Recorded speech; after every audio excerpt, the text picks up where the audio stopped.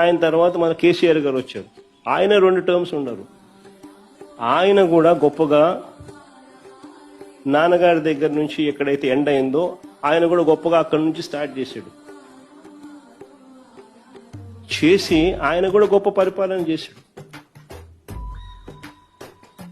దానివల్ల హైదరాబాద్ ఈరోజు ఐటీలో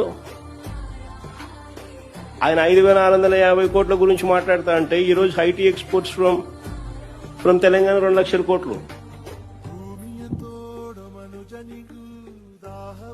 మరి ఎక్కడ 5,650 కోట్లు నువ్వు వదిలేసింది, ఎక్కడ ఇవాళ 2 లక్షల కోట్లు?